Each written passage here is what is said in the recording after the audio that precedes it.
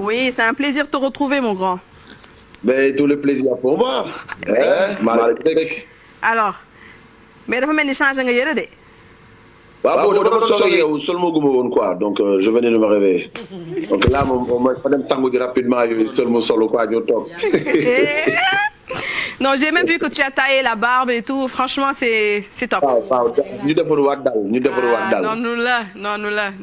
Voilà. Alors, on va parler de l'actualité d'hier, fête de la musique démb la woon. Est-ce que peut-être mën nañu revenir un peu ci fête bi mais aussi ban conséquence le feebaru corona bi am ci di xewoon démb. Exactement. Alors, Dieynaba, merci. Tout simplement, nous commençons ci li nga xamante ne mooy média. C'est quoi le rôle d'un média et quel est le rôle qu'ils ont joué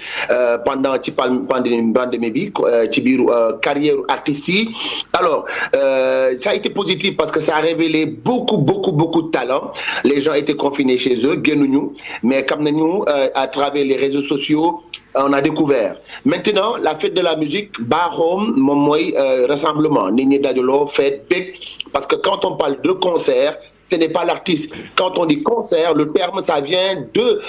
des gens qui viennent. Donc kële nag moom day joxe rek mais ñi recevoir ñoom ñooy spectacle ñoom ñooy concert. Alors loolu ça a été quand même malheureusement arrêté at li nga xamante ne ñoom ñooy le coronavirus bi donc artistes yi tamit médias yi laa wax plutôt on réfléchit te loolu le média di jëriñ particulièrement télévision Futurs Médias c'est-à-dire qu'à un moment donné dans toute situation moom day anticiper rek donc et ça a anticipé pour les artistes déjà ñu def ay concerts yoo xamante ne en privé la maanaam yow da ngay ñëw ci plateau bi toog nga daal di way devant des millions de téléspectateurs par contre ce qu'il faut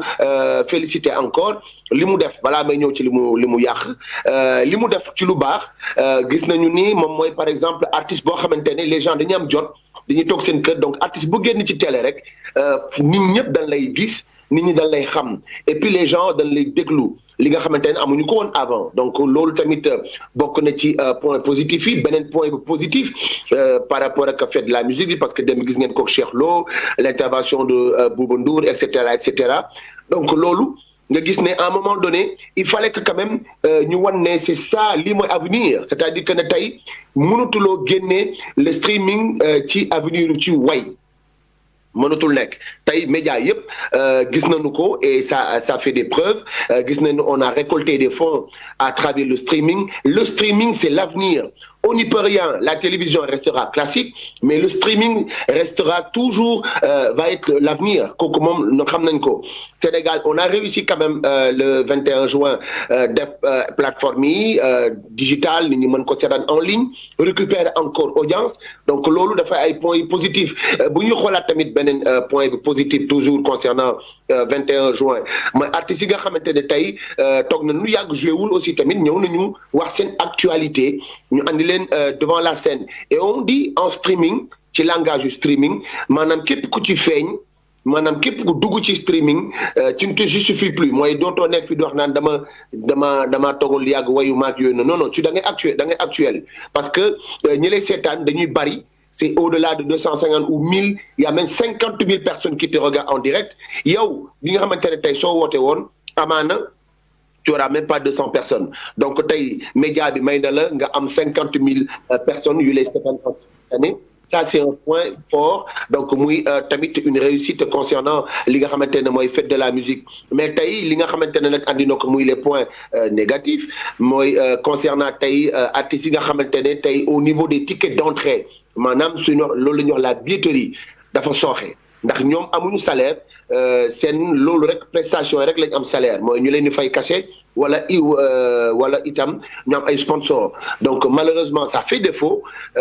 donc artistes seen bopp mënuñ jël initiative organiser ay concerts mais parallèlement live bi mën nañu ko développer ba nga xamante ne tey ñu doon jënd ticket di dugg mën nañu jënd ay pass di seetaan et l'argent te revient donc le problème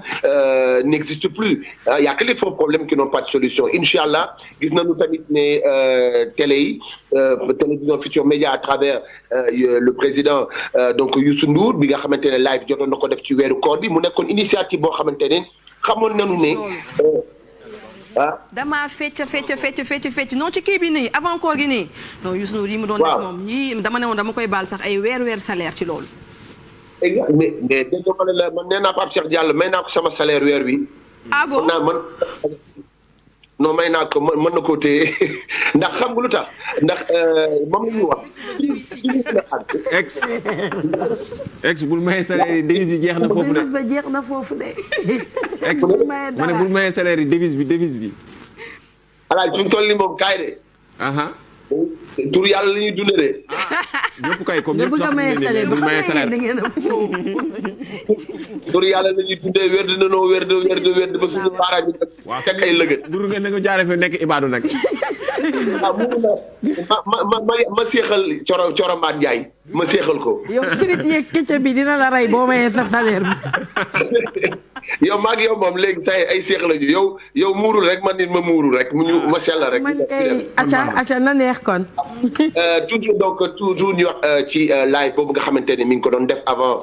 weeru koor bi impact bi mu def mooy aujourd'hui dafa amoon benn volet boo xamante ne Sénégal il avait du mal à l'atteindre mais alhamdulillah on l'a atteint moom mooy le streaming lan mooy streaming parce que foofu mooy seule plateforme bu ñu mën a jaay musique mooy seule plateforme tey bu nga xamante ne mën nañ ci am xaalis bu bari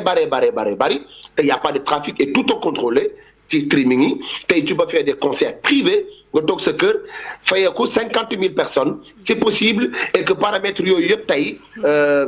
teg nañ ko en place fête de la musique bi tey bu ñuy xool li nga xamante ne Sénégal yi ñu bëri mënuñu woon di déplacer wu di dem ci ay concerts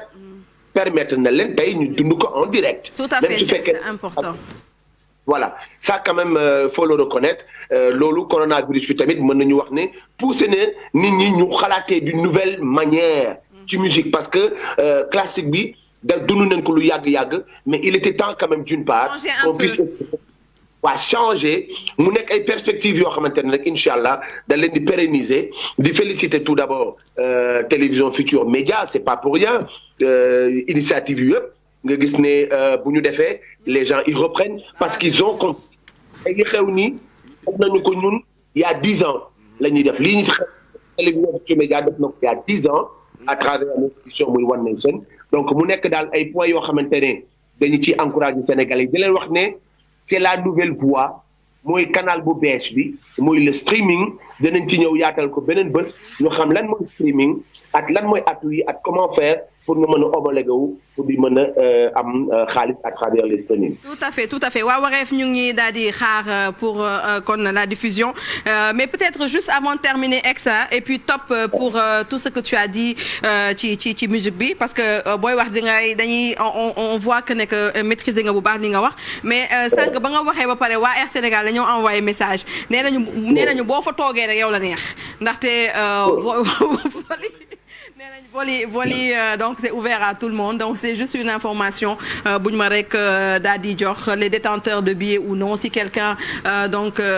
bëgg a def vol de rapatriement donc ce n'est pas obligatoire donc c'était juste une information donc tu as la possibilité donc de revenir